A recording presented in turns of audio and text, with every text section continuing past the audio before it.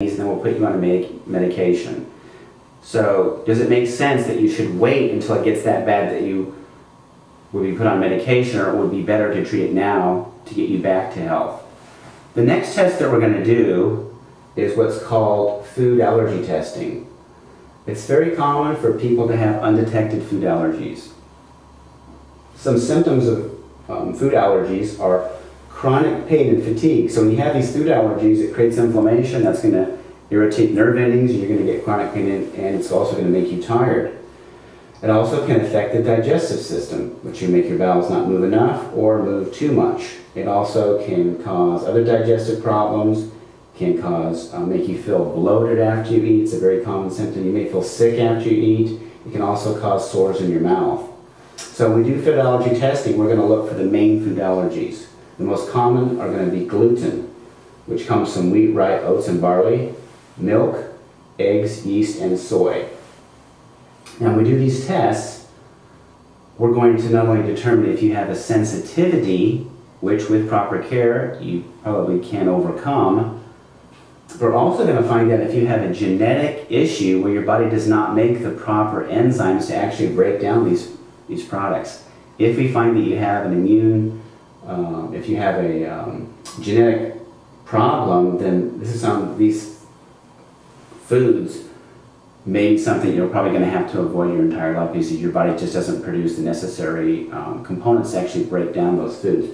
Gluten sensitivity is a huge problem in our society. More and more people are having problems with it, and it's very important to determine if you have any type of food allergy, because it's definitely going to make your condition worse.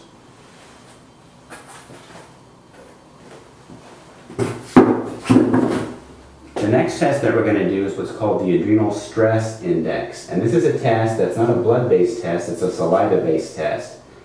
Just like people that are in the criminal justice system use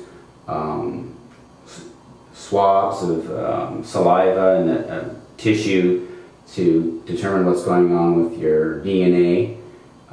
The saliva test is the most accurate way to determine what's going on with your adrenal gland. Your adrenal gland secretes two important hormones. One is called cortisol, and cortisol is a stress hormone, and it's a good thing that your body makes that in a short period, for the short term. If your body makes too much cortisol long term, that's not a good thing. It will cause your immune system to drop. It will also affect certain areas of the brain that will cause you to lose your short-term memory. Many fibromyalgia patients who come to me say that their short-term memory is very poor. Have you ever walked into a room and forgot why you walked into the room? Have you ever been talking to somebody on the phone or called somebody up and can't remember who you called? Are you having difficulty remembering names and phone numbers? Those are signs that you're losing your short-term memory. Now with cortisol, there's a certain rhythm that occurs throughout the day. Your cortisol level should be fairly high in the morning because it's a stimulatory hormone, it gets you going, and then as the day goes down, it should slowly wane to the point where it's at its lowest before you go to bed. So your cortisol should be low when you go to bed so that you can relax and go to sleep. Now what happens if your cortisol is high at night? You cannot get to sleep, or you cannot stay asleep. So anyone who has insomnia issues, has trouble sleeping, this is a very important test that we do to find out if cortisol is affecting that sleep pattern. Now the other hormone that your adrenal gland makes is what's called DHEA, and DHEA is a building block that will eventually make your hormones, both male and female hormones. So anyone who has hormonal issues, whether it be male or female, we want to make sure that there's enough DHEA to make those hormones.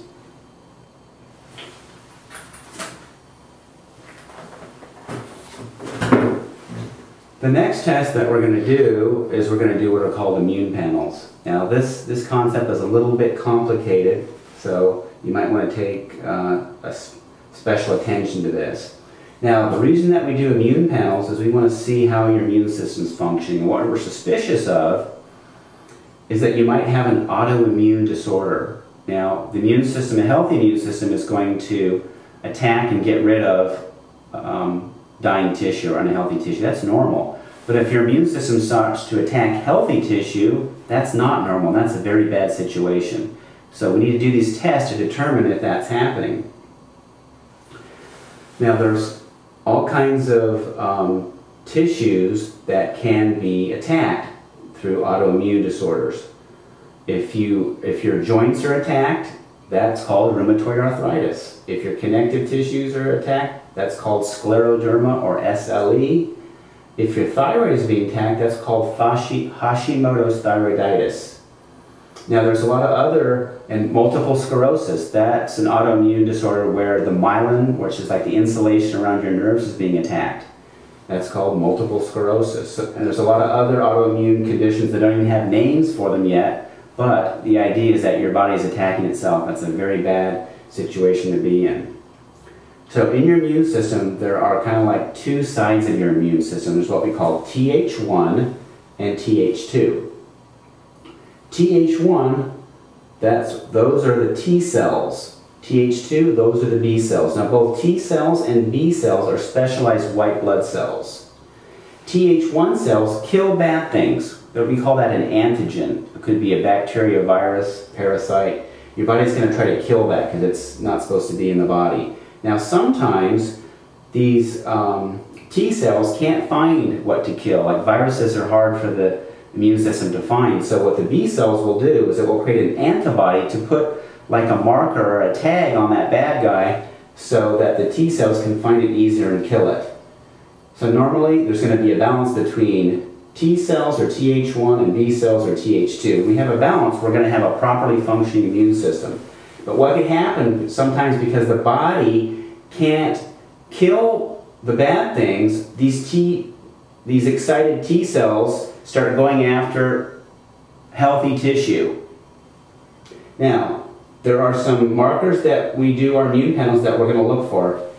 TNF-alpha and interleukin-2 are markers, if they're high, that would show that the Th1 side is overstimulated or what we call dominant. It's over-dominant.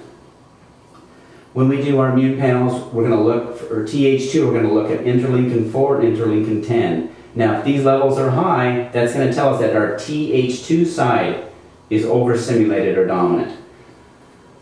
So when we do these tests, we'll be able to find out if your immune system is balanced or if you have a dominance. If you have a dominance, what that tells me is that you have an autoimmune disorder, and this is the most, if you have this is the most important thing that we must address, because if we don't, you will not get better.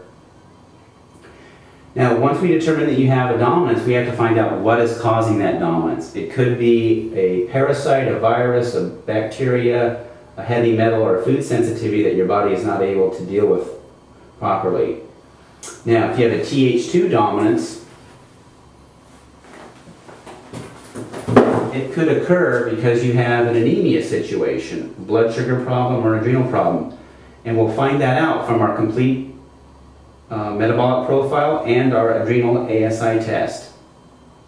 If you have an infection, we may get some clues to that when we do your white blood cell count, but sometimes these viruses and bacteria and parasites don't always show up in the blood, so we have to do some lower gut testing to determine if these infections are hanging out in the gut. And so we use a company called Metametrix, which is a stool-based test that will basically, with that sample that you provide them, will be able to determine if these infections are going on in the gut. And whether you have a lower gut problem, an adrenal problem, blood sugar, anemia, we have all natural nutritional protocols that will help balance out these problems and help get you well.